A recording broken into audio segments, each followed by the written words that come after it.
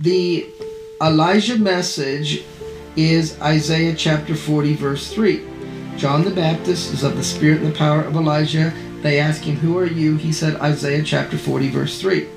And then the Qumran Community was founded based upon Isaiah chapter 40, verse 3. So there's a link between the starting of the Qumran Community based upon Isaiah chapter 40, verse 3, and the message of Elijah expressed through John the Baptist. So now Isaiah chapter 40, verse 2 is Yod-Heh-Vav-Heh pleading with his bride about the Qumran, about Isaiah chapter 40, verse 3. He's pleading about Isaiah 40, verse 3. Right. Yeah, and you're really not going to understand the significance of Isaiah chapter 40, verse 3, unless you see that the word desert in Hebrew is Arava, pointing to the Qumran, and like we just said, the Qumran community is founded based upon Isaiah chapter 40, verse 3. So that message that's being expressed to the heart of Yeshua's bride entails the following: embracing the restoration of the Zadok priesthood, to come out of the mixed worship that's in Orthodox Judaism, where they keep the festivals according to the Babylonian calendar, and that is embracing the priestly calendar. And it even says in Acts chapter 6, verse 7, at the end of the verse, it says there were a great company of the priests that were obedient to the faith. So who were these great number of priests that were obedient to the faith? They were the Zadok priests affiliated with the Qumran. Because they were looking forward to the coming of Messiah. So once they were shown that connection, I'm sure they said, wow. And what we're going to see next is also a theme of the Qumran, is they were preparing themselves for the coming of the Messiah. We are supposed to prepare ourselves for the coming of the Messiah. The God of Israel said, if there's any uncleanness in the camp, I won't be in the camp. Yod-Heh-Vav-Heh is pleading with his bride in Isaiah chapter 40, verse 2, to accept the message of the Qumran in Isaiah chapter 40, verse 3. So what happens if we say, oh, I want to stay with Rabbinic Judaism? I just want to stay with the Babylonian calendar. The rabbis are my teachers. We have a long history going way back of them, holding the torch of the Torah, as I've often heard it said. What happens if we just say, that's okay, but this stuff is, that's your interpretation? The answer to your question, be clean, you who bear the vessels of the Lord. It says, go out from there, touch no unclean thing, be clean. Yeshua gives a parable of a man who gives a wedding feast, and the guy who walks in and he walks in with these filthy garments. If we're not careful, we can fall into this trap of trying to clean ourselves and not put on his wedding garments, the garments he gives to us. We put on our own wedding garments in our own, if you want to call it, self-righteousness. Yes. And we say, I'm here. And he says, get away from me. I never knew you. I didn't know who you were. You had these strange garments on. You didn't look like a bride. You looked like some iteration of a bride, but you were not, because you have to put on the garments I give to you. Yeah, so he was referring to Matthew chapter 7, verse 23. In Exodus, in chapter 19, we see the same pattern. The Lord said to Moses, go unto the people and sanctify them today and tomorrow, and let them wash their clothes. Be clean, because there's going to be a marriage. Well, Paul says in Ephesians 5, in verse 26, that he may sanctify and cleanse. It says it, but it's the bride. He may sanctify and cleanse it with the washing of water by the word. Okay, that he may present her to himself a glorious people, not having spot or wrinkle or any such thing, but that she should be holy and without blemish. So before she gets married, she has to make herself clean. And so now you ask the question, well, what if we don't do it? And that's what we're at now, is that The last call to the bride is twofold. Come out of mixed worship, make yourself clean. In Zechariah chapter 2, verse 7, it says, "Get up, Zion, escape, you who dwell with the daughter of Babylon." See, Zion is a term for the bride of Messiah. So she's dwelling with the daughter of Babylon. She's dwelling with mixed worship. And in Revelation 18, verse 4, there's a cry to the bride, "Come out of her, come out of Babylon, my people, come out of mixed worship." So two things are going on. Come out of mixed worship and embrace the message of Isaiah chapter 40, verse 3. Embrace the Qumran and everything that it represents. So now, Paul is speaking in 2 Corinthians chapter 6, verses 16 and 17. He says, "For what agreement has the temple of God with idols?" Idols is mixed worship. And it says, "Therefore come out from among them and be separate and do not touch which is unclean." He's referring back to Isaiah 52. "And I will receive you." You see? Come out. Do not touch which is unclean, and I will receive you. And what's interesting is, in the context of this teaching, Shaul is using this Qumran terminology, very specific, called Belial. It's Belial. It appears so many places in the Dead Sea Scrolls, referring to that evil one, the serpent, but that's Qumran terminology.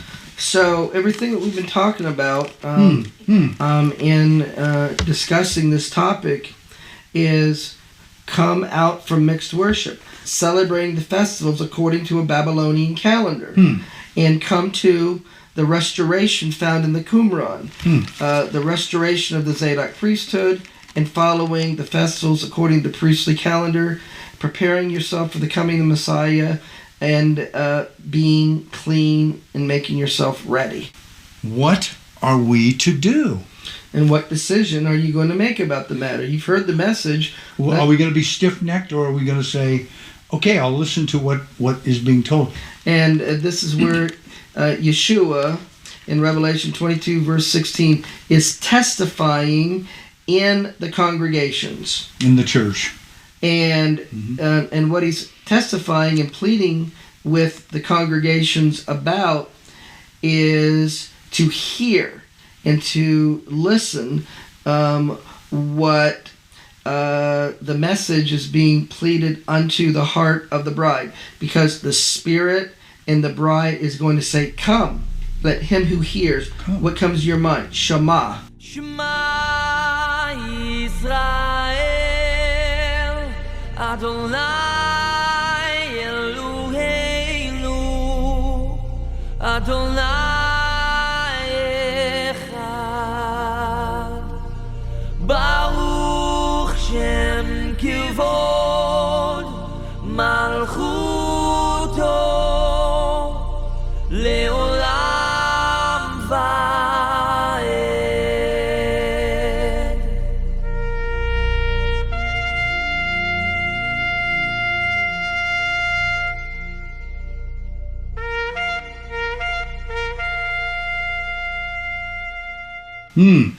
Okay, so in this movement, we're all the time singing the Shema. So is that something we do just as a ritual when we come together, we sing the Shema? Or are we actually going to do what the Shema says? Are we going to hear, listen, and are we going to obey? Because the invitation is being made, and it says, whoever thirsts, whoever wants to be the bride of Yeshua, take of this water of life freely, because he's offering it to us. He wants us to drink this water of life. Springs in the desert. Springs in the desert. That's the water of life. Right, because Isaiah chapter 35, the wilderness and the solitary place shall be glad for them, and the desert shall rejoice and blossom as a rose. That word desert is Arava. Oh, wow. So we're talking about the Arava. We're talking about the Qumran. Wow. And then it says in verse 7, and the parched ground shall become a pool, and the thirsty land springs of water. Wow. This is where these springs of waters come into the dry and thirsty land, is that spring of water is coming forth from the message that's in the Arava, which is by the Holy Spirit, which is of the Spirit and the power of Elijah. And the bride and the Spirit is saying, this is being offered to you. Drink of this water of life freely and be Yeshua's bride. This is the narrow path, not the broad path. It is. It is definitely the narrow path.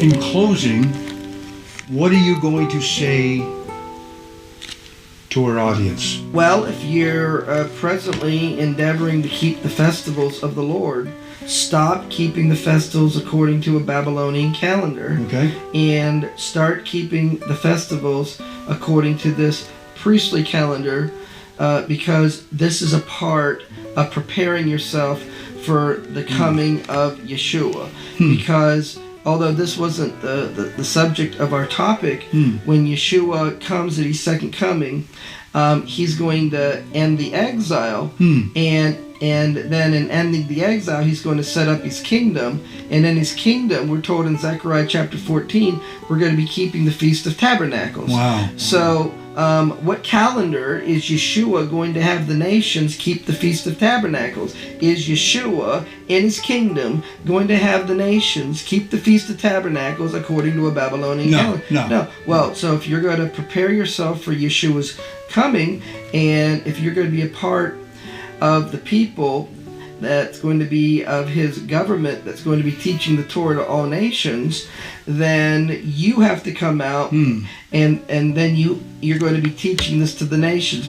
In Matthew chapter 5 verse 19 it says, "Whosoever therefore shall break one of the least commandments and teach men so."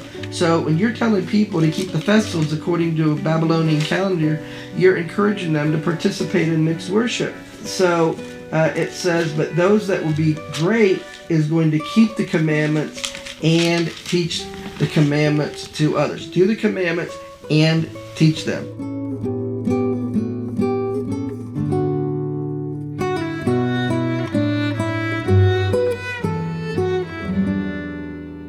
Yeshua has prepared a heavenly Jerusalem where Yeshua is going to live forever with his bride.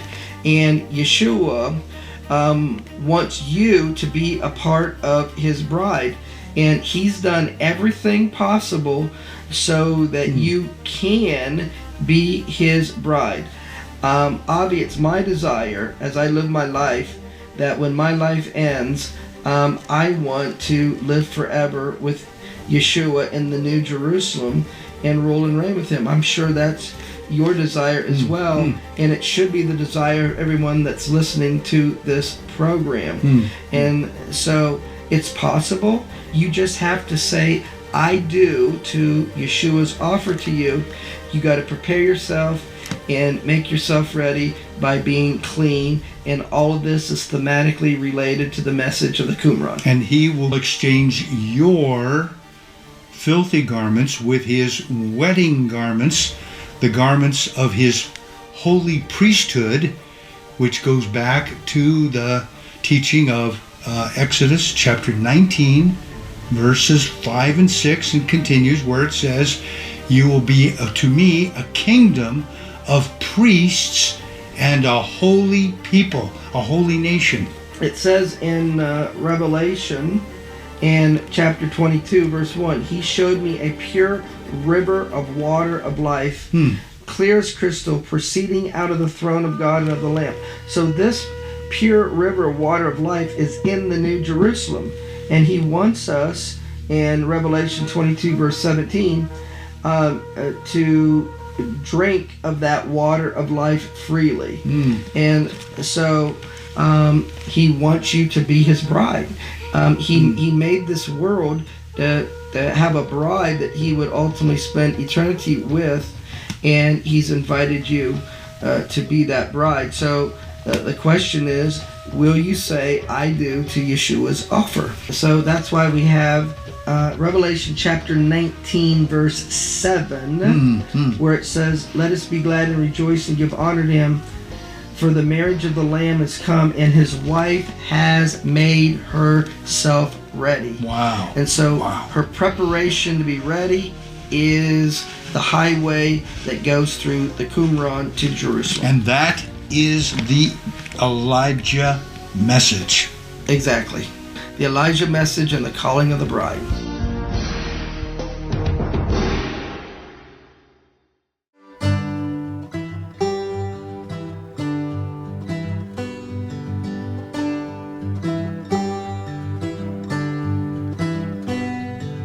Time finds a way to get us back to the start again. To get us back to the start again. To get us back to the start. Life finds a way to bring us back where it all began. To bring us back where it all began. To bring us back where it all began. I want to thank you for joining us. It's really been a joy for me to be able to have this opportunity to have this dialogue and discussion with you about this topic and this subject. And I pray it's been a blessing to our audience to have been a part of our conversation and our discussions on the matter.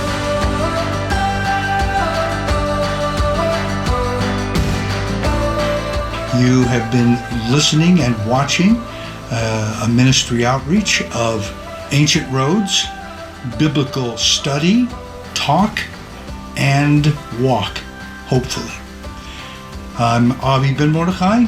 And I'm Eddie Chumney, If You Break Heritage Ministries. Shalom.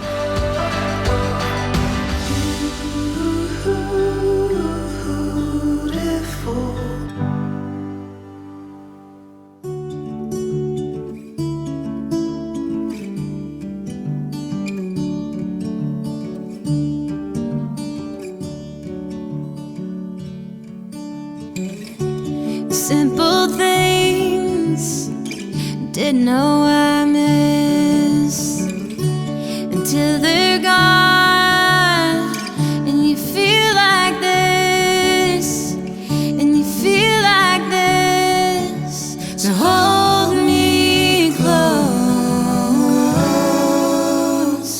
You bring me home.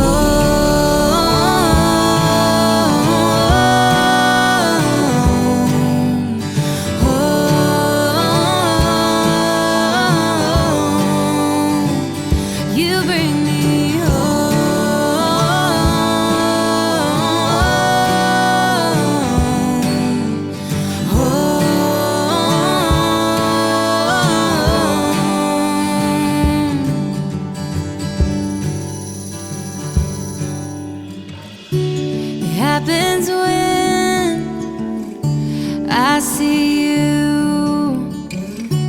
I feel the